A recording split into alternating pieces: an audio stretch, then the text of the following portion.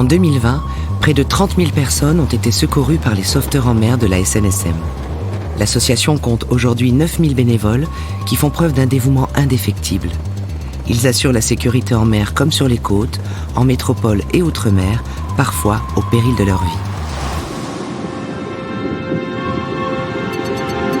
Bienvenue dans la saison 2 de Canal 16, une série de podcasts inédits de la SNSM, dans laquelle sauveteurs et rescapés nous racontent certains des sauvetages les plus emblématiques effectués le long des côtes françaises. Dans cet épisode, Jean-Luc revient sur le sauvetage d'un navire et de ses 3 occupants qui ont mystérieusement disparu au large d'un phare.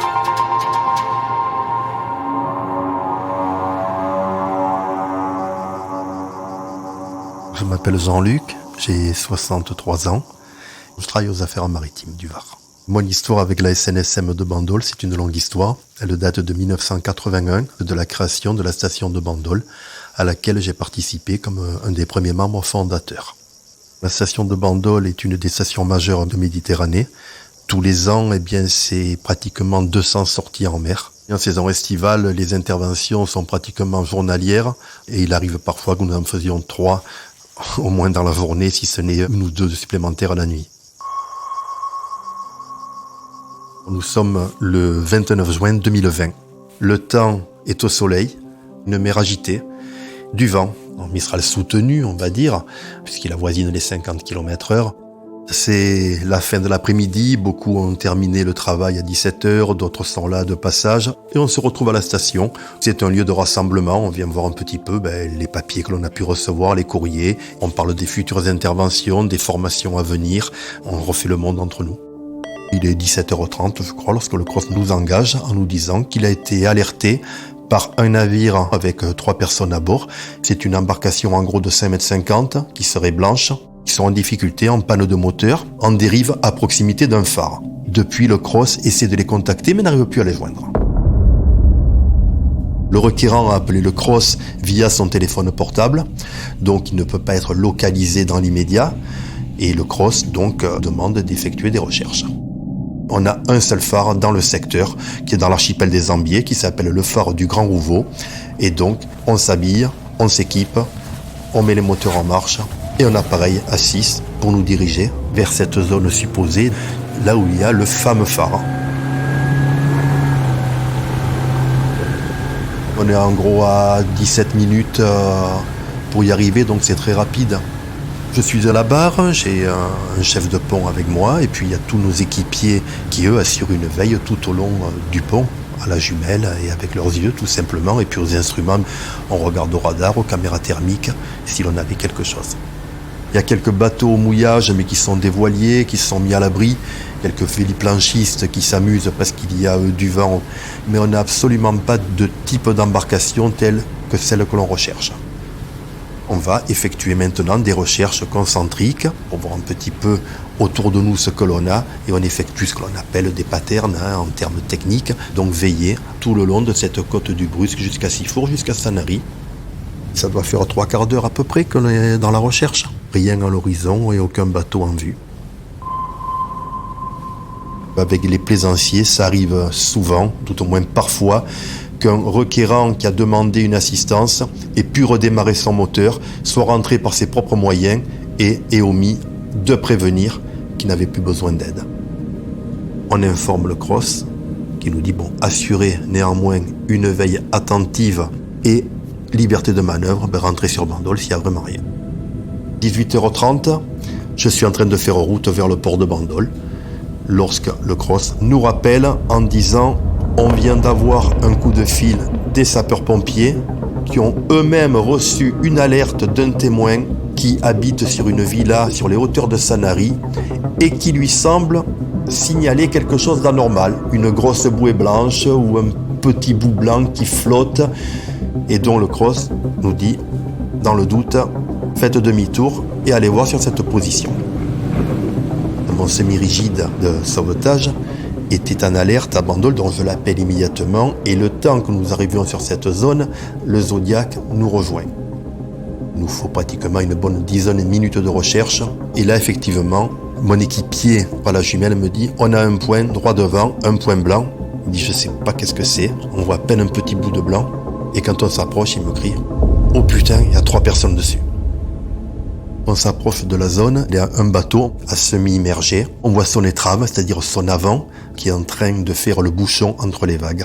C'est l'air qui est resté sous la coque qui maintient la flottabilité du bateau, au moins sa pointe avant en l'air, ce qu'on appelle la proue. Il s'agit d'un couple de 45 ans environ et une jeune fille et une boule noire qui est sur le bateau qui s'avère être un chien. Ils sont en difficulté parce que rester accrochés, c'est difficile. Les coques glissent dessous, donc ils peuvent se tenir à ces différents appendices qui sont le moteur et puis quelques cordages qui pendent. Ça fait 1h30 qu'ils sont dans l'eau. Il y a des vagues à crête blanche qui frappent à mesure la coque. On a une eau qui est entre 18 et 20 degrés. Ils sont en gros à 600 mètres de la côte. Il faut savoir que lorsque on est naufragé comme ça, c'est extrêmement difficile de faire 500, 600 mètres à la nage, parce qu'il y a l'inquiétude, il y a le froid, il y a la difficulté de se diriger. Et ces gens-là, je crois, n'auraient pas pu arriver à la côte comme beaucoup. Lorsque nous avons effectué nos recherches, nous sommes passés dans cette zone. Mais avec la hauteur des vagues et le petit bout de coque blanche qui dépasse un coup oui, un coup non entre 2 vagues, nous ne l'avons pas vu. Nous allons les récupérer avec le semi-rigide, parce que ce sera beaucoup plus facile, plutôt que d'essayer de les hisser à bord de la vedette. Il y a du clapot, ça peut bouger, ils peuvent se blesser. Le semi-rigide donc se colle à quelques mètres d'eux, et 3 sauveteurs les rassurent, dites. Ne vous inquiétez pas, restez pour l'instant comme ça, on va tous vous prendre les uns après les autres. On leur explique comment on va se positionner nous pour être portés par le vent contre eux. Et là, on demande d'abord à la jeune fille de lâcher la coque, on la grippe et on la hisse immédiatement à bord du semi-rigide. Et on va faire la même manœuvre avec la maman en second, puis avec le chien, et ensuite le papa en dernier. On va prendre en priorité le chien. Alors pour quelle raison ? C'est que si on avait pris le papa, le chien se serait retrouvé tout seul à tourner autour et à risque de couler, alors que là, le papa le tient jusqu'au dernier moment et peut nous tendre la peau du cou du chien pour le hisser à bord directement et le sauver lui aussi, alors que le papa est encore conscient, lui peut rester accroché tranquillement. Le semi-rigide nous les amène sur la vedette, simultanément avec nos différents équipiers secouristes, pendant que l'un sort les couvertures de survie pour les mettre en réchauffe, on va dire, et bien les autres prennent les différentes constantes pour voir un peu dans quel état ils sont. Ce sont des gens qui sont aujourd'hui à 35-36, donc c'est ce qu'on appelle une légère hypothermie. Et on a 3 personnes qui sont en état de choc. Le pouls bat très rapidement. Le plus, c'est pour la maman. La petite qui a 18 ans, elle ne parle pas. Ils ont pensé au pire. Quand ça dure depuis 1h30 et qu'ils ont vu surtout la vedette venir puis repartir sans les trouver, ils se sont dit c'est la fin. Et ils n'auraient pas tenu encore beaucoup de temps, peut-être demi-heure, 1 heure, mais pas plus. Le froid avait pris. Le chien n'arrête pas de cracher de l'eau et tousse beaucoup. Pour le temps passé, ils sont en excellente condition physique par rapport à ce qui aurait pu arriver. À bord, le papa nous donne un peu les explications sur la façon dont s'est passé leur accident. Il a mariné, il adore la pêche, c'est ses moments de loisir. Le papa nous dit c'est une journée comme des tas d'autres. Il y a eu la fin du confinement, on a travaillé comme des bêtes, on est boulanger, on n'a pas arrêté. Et là, premier lundi de fermeture où on se dit il y a du soleil, on va faire du bateau. Ils étaient partis en famille pour un pique-nique vers les Ambiers, puis une belle partie de pêche et vraiment une détente. Lorsque le bateau est tombé en panne, c'est le moteur qui s'est arrêté. Il a donc décidé d'appeler le Crossmed pour signaler cette panne et ce besoin d'assistance, mais entre-temps, il a souhaité essayer de réparer. Il a levé le capot moteur, il a mis les mains dedans pour voir un peu d'où ça pouvait venir, mais travers à la vague, une déferlante plus grosse qu'une autre leur a renversé et fait chavirer le bateau. Là, ils se sont retrouvés sous cette coque coincée, eux et le chien. Eux ont pu s'en sortir immédiatement et le chien n'était plus là. Le papa a fait preuve de courage puisqu'il est allé plonger à plusieurs reprises sous la coque pour essayer de voir. Et là, il a aperçu son chien qui, dans une poche d'air, essayait de s'en sortir, mais était coincé.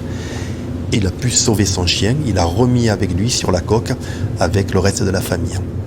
Bien griffé, mais le chien était pour l'instant sauvé.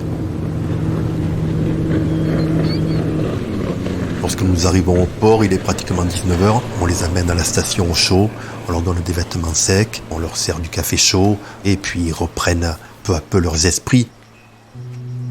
Entre-temps, nous devons, à la demande du CROSS, essayer d'aller sortir ce bateau de là, car ce bateau devient un danger à la navigation qui pourrait occasionner un accident à d'autres navires qui pourraient le percuter. Donc pendant que nous nous occupons, nous, de la famille, moi je reste ici, mes collègues plongeurs et nageurs repartent avec le semi-rigide, voir un peu l'état du bateau pour réfléchir comment on va pouvoir par la suite essayer de le remorquer.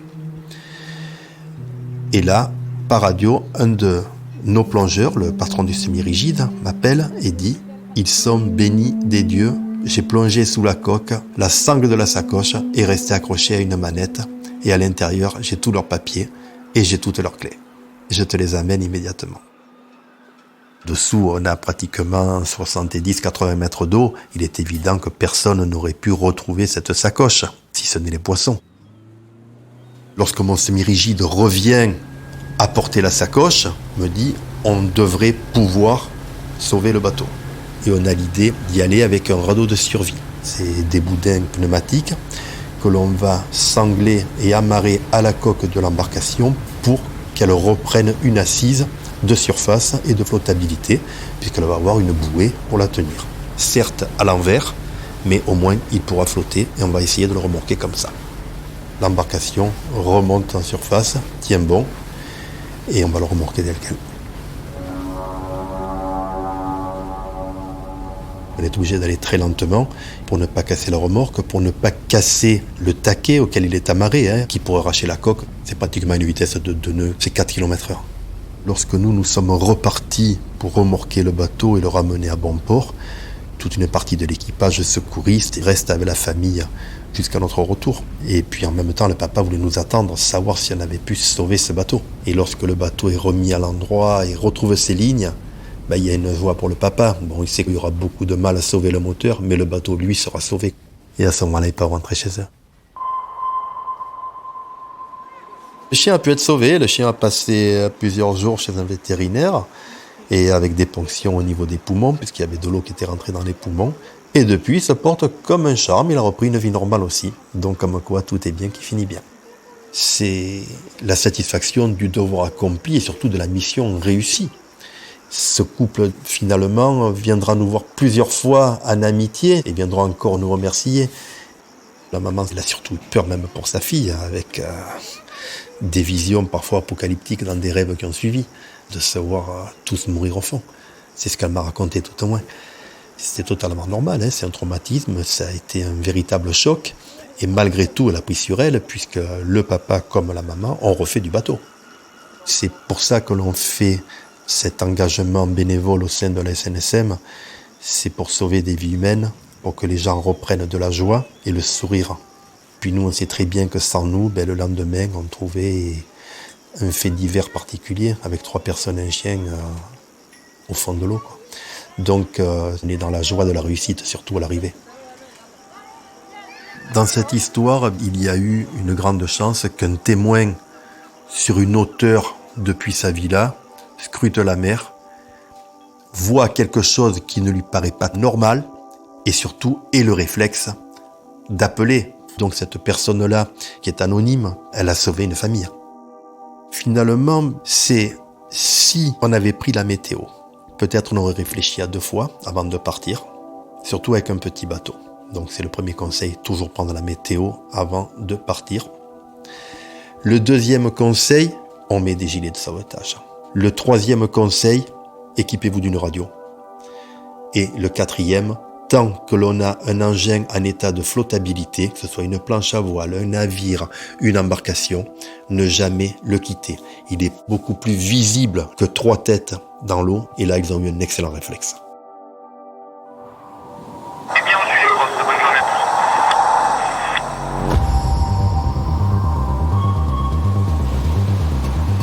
Le sauvetage de la vie humaine en mer et sur les côtes est gratuit. La SNSM est une association qui vit essentiellement grâce à votre générosité. N'attendez pas d'avoir une bonne raison de les soutenir. Faites un don sur snsm.org.